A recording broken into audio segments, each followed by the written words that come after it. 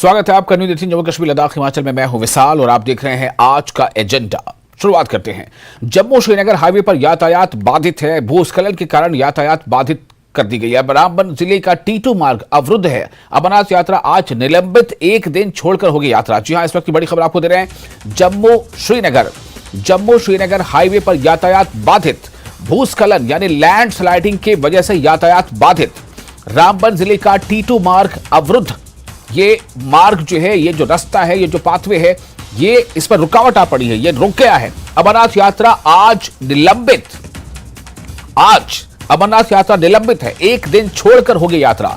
यानी अब हर दिन के बजाय एवरी ऑल्टरनेट डे जो है इस पर यात्रा होगी। तो इस वक्त एक बड़ी खबर आपको दे रहे हैं। खबर के मुताबिक ये सबसे अहम है कि जम्मू श्रीनगर हाईवे पर यातायात बाधित है। लैंड स्लाइडिंग की वजह से यातायात बाधित है। रामबन जिले का T2 मार्ग जो है वो अवरुद्ध है, उस रास्ते में रुकावटें हैं। अमरनाथ यात्रा आज निलंबित है, एक दिन छोड़कर अब हुआ करेगी अमरनाथ यात्रा।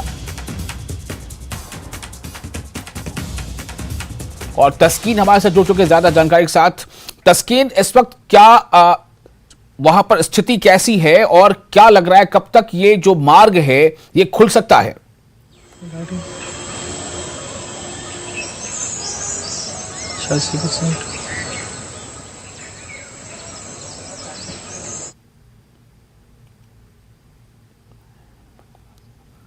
तस्कीन, आपको मेरी आवाज मिल पा रही है? जम्मू श्रीनगर हाईवे पर यातायात बाधित हो गई है। भूस्खलन के कारण, लैंड स्लाइडिंग के कारण, मिट्टी के तोदे खिसकने के कारण यातायात बाधित है। रामबन जिले का T2 मार्ग जो है वो बिल्कुल बंद पड़ा है, अवरुद्ध है। और इसी बीच खबर यह भी है कि अमरनाथ यात्रा आज निलंबित रहेगी, एक दिन छोड़कर अब हुआ करेगी यात्रा। यानी कि एक दिन के बाद एक दिन, हर दिन यात्रा अब नहीं हुआ करेगी, बल्कि एक दिन छोड़कर एक दिन यात्रा होगी। तो आज अमरनाथ यात्रा भी निलंबित है।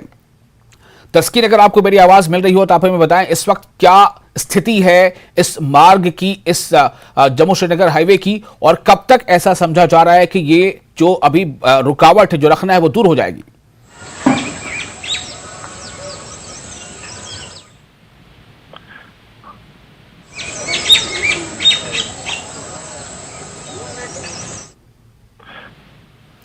तस्कीन से हमारा संपर्क नहीं हो पा रहा है। हम कोशिश करेंगे आगे उनसे संपर्क करने की। रुख करते हैं अगली खबर का।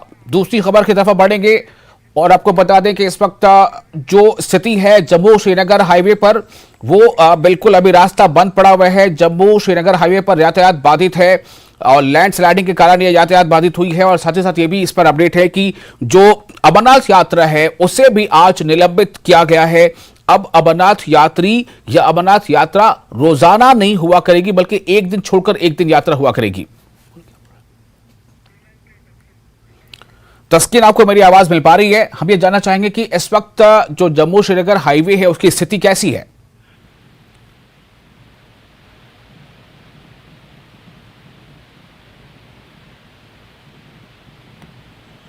माफ कीजिएगा, तस्कीन से हमारा संपर्क नहीं हो पा रहा है। हम बार बार कोशिश कर रहे हैं। हमारे फिर से कोशिश होगी कि जैसे ही हम वो हमारे संपर्क में आ जाएं, हम उनसे और ज्यादा अपडेट लेंगे।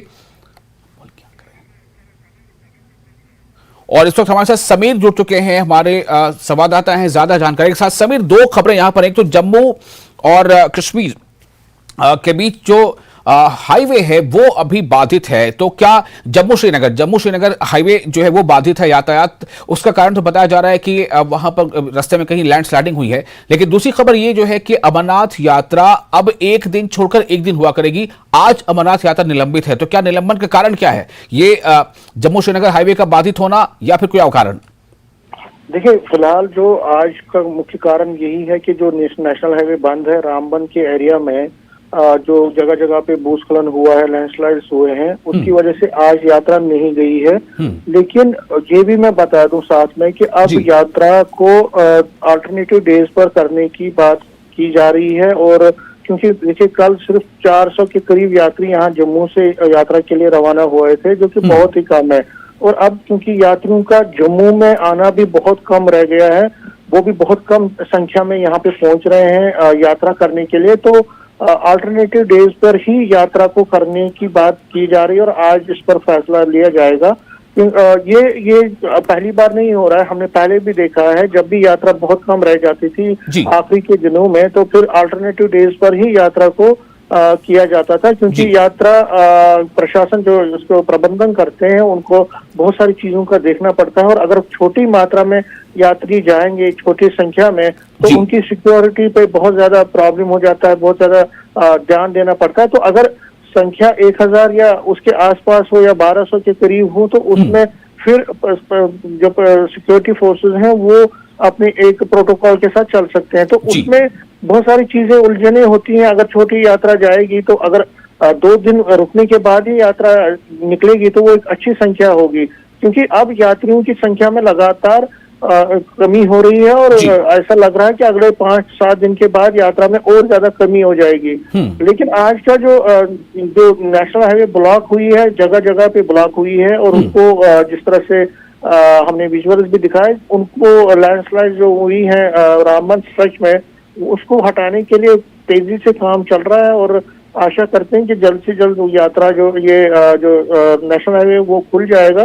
लेकिन जहां तक अमरनाथ यात्रा की बात है, अब गवर्नमेंट जो है, एडमिनिस्ट्रेशन जो है, वो अल्टरनेटिव डेज पर ही इसको यात्रा को करने की सोच रही है। और ऐसा लगता है कि आज उस पर कोई बड़ा फैसला हो जाएगा। जी समीर, एक और सवाल, अगर जब यात्रियों की संख्या अगर मान लीजिए इसी तरह से कम रहती है, हंड्रेड्स में रहती है, 400, 500, 600, तो क्या तब भी ऑल्टरनेट डे भी यात्रा आपको आगे बढ़ने के लिए क्या दोनों रास्ते का इंतखाब होगा, जो बालतोर और पहलगाम का, या फिर किसी एक रास्ते से ही भेजा जाएगा सभी को?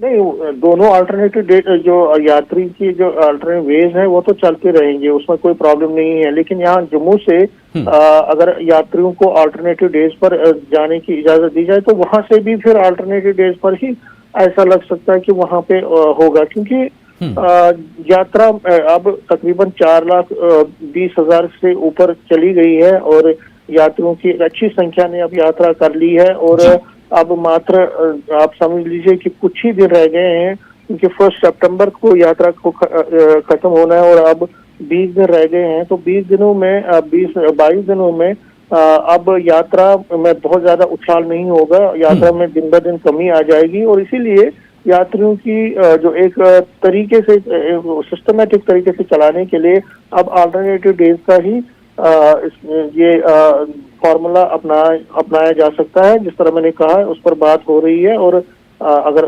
हफ्ते में 3 या 4 दिन ही यात्रा चलेगी तो उसमें कुछ संख्या दिख सकती है, क्योंकि यात्रा के बीच में भी फिर बहुत सारी चीजों को देखना पड़ता है। और अगर जिस तरह मैंने कहा कि यात्रियों की थोड़ी बहुत संख्या 2 दिन में बन जाती है तो फिर उनको आगे जाने की इजाजत दी जाएगी, उस पर बात चल रही है। और बहुत शुक्रिया आपका सभी तमाम जानकारी के लिए। तो इस वक्त की एक अहम खबर आपको बता दें। खबर ये अहम है कि पहली तो ये कि जम्मू श्रीनगर नेशनल हाईवे जो है वो अभी उस पर यातायात थमी हुई है, यातायात बाधित है। जम्मू श्रीनगर हाईवे पर यातायात बाधित है और इसका कारण बताया जा रहा है कि लैंड स्लाइडिंग एक बड़ा कारण है, भूस्खलन एक बड़ा कारण है कि जम्मू श्रीनगर यातायात बाधित है। वहीं दूसरी तरफ रामबन जिले का T2 मार्ग जो है वो काफी उस पर रुकावटें आई हैं, वो मार्ग अवरुद्ध है, वो जो पाथवे है, जो रास्ता है, वो सड़क है, वो बंद है। और अमरनाथ यात्रा जो है वो आज निलंबित रहेगी, जैसा अभी समीर बता रहे थे कि एक कारण तो आज ये है कि जम्मू श्रीनगर हाईवे बंद है, लेकिन उसके साथ दूसरे कारण ये भी है कि अब जो अमरनाथ यात्रा करने वाले जो यात्री हैं उनकी संख्या बहुत कम होती जा रही है। इसलिए अब ऑल्टरनेट डे करके एक दिन के बाद एक दिन यात्रियों को एकत्रित करके तब उन्हें यात्रा पर भेजा जाएगा।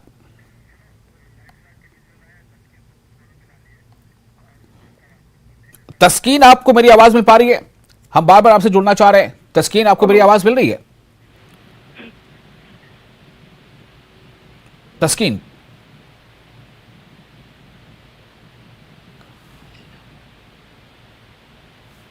ये जो आप तस्वीरें देख रहे हैं ये लैंड स्लाइडिंग की तस्वीर है। जम्मू श्रीनगर हाईवे पर जो यातायात बाधित है उसका एक कारण जो है वो लैंड स्लाइडिंग है। और लैंड स्लाइडिंग के तौर पर ये तस्वीरें इस वक्त हम आपको दिखा पा रहे हैं कि किस तरह जो है लैंड स्लाइडिंग हुई है, या हम ये कह लें कि भूस्खलन हुआ है और जिसकी वजह कर यातायात बाधित है। हम बार बार कोशिश कर रहे हैं अपने संवाददाता से जुड़ने की। तस्कीन, आपको मेरी आवाज मिल पा रही है?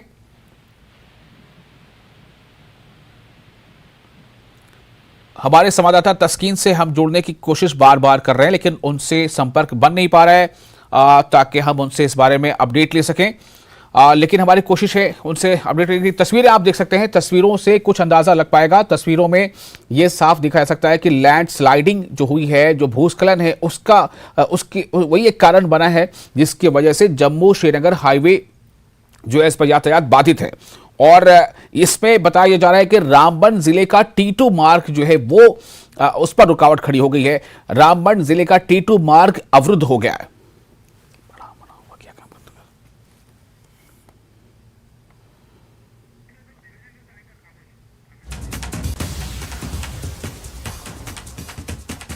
राष्ट्रीय राजमार्ग 270 किलोमीटर लंबी ये आज सुबह करीबन 5:45 पर रामबंद के 6 किलोमीटर बनहाल की तरफ जाते हुए या कश्मीर की तरफ जाते हुए T2 टनल एक है जो national highway 4 lane national highway का एक टनल है, छोटा सा टनल है। इसके दहाने पर मारो ये इलाका पड़ता है रामबंद के नजदीक।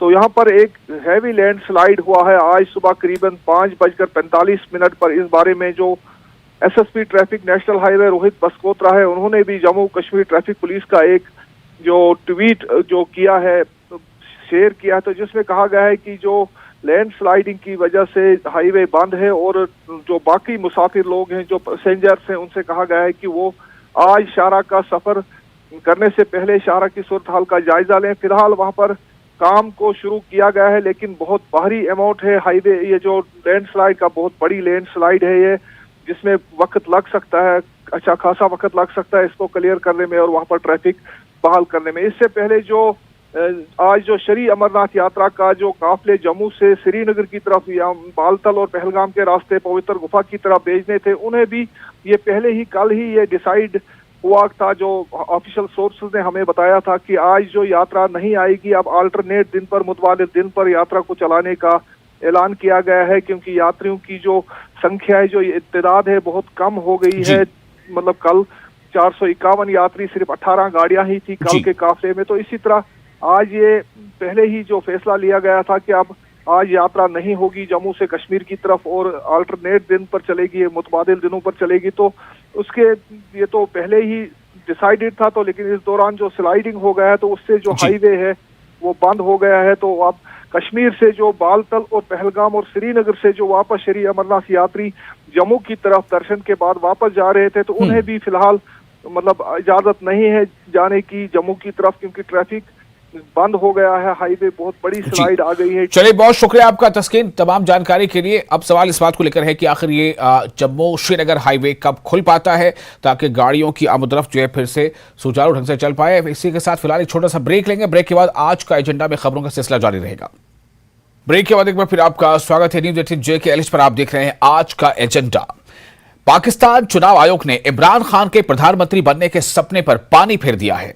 इमरान खान 5 सालों तक इलेक्शन नहीं लड़ सकेंगे। इस सिलसिले में अधिसूचना भी जारी कर दी गई है। अधिसूचना में चुनावी निगरानी संस्था ने कहा है कि PTI प्रमुख को चुनाव अधिनियम 2017 की धारा 167 के तहत भ्रष्ट आचरण का दोषी पाए जाने और 3 साल की सजा के बाद अयोग्य घोषित कर दिया गया। पूर्व प्रधानमंत्री पर आरोप है कि उन्होंने अपने कार्यकाल के दौरान मिले उपहारों को गलत तरीके से खरीदा और बेचा। इस्लामाबाद की एक अदालत ने उन्हें 3 साल की जेल और 1 लाख रुपए के जुर्माने की सजा सुनाई है। सजा सुनाए जाने के तुरंत बाद इमरान खान को जेल भेज दिया गया।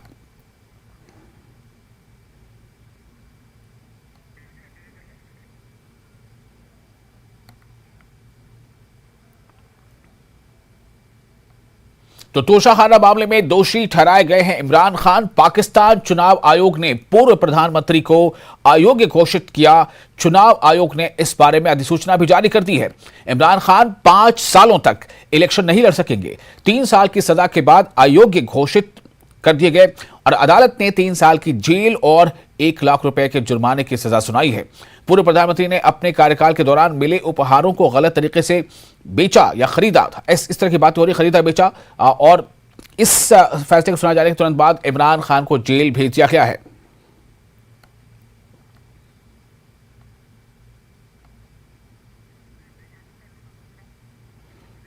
पाकिस्तान से बड़ी खबर यह आपको बता रहे हैं कि आज पाकिस्तान में शरीफ सरकार का आखिरी दिन है। यह भी एक संयोग है। आज पाकिस्तान में शहबाज शरीफ सरकार का आखिरी दिन है। नेशनल असेंबली होगी भंग। नेशनल असेंबली भंग करने की सिफारिश करेंगे शरीफ। संसद को संबोधित कर सकते हैं PM शहबाज शरीफ।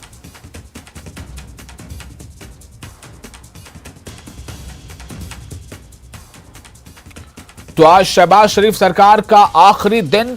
आज पाकिस्तान में शरीफ सरकार का आखिरी दिन है। नेशनल असेंबली को भंग किया जा सकता है, तहलील की जा सकती है। असेंबली कार्यकाल से 3 दिन पहले भंग होगी नेशनल असेंबली। 12 अगस्त को पूरे हो रहे थे 5 साल। भंग होने के बाद 90 दिनों में चुनाव कराने का प्रावधान।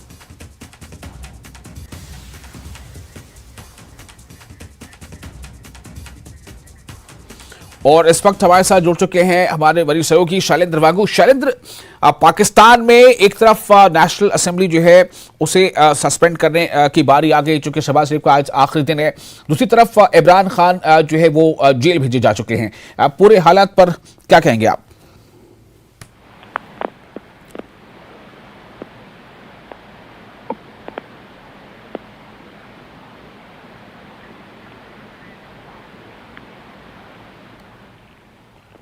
शैलेंद्र, आपको मेरी आवाज मिल पा रही है?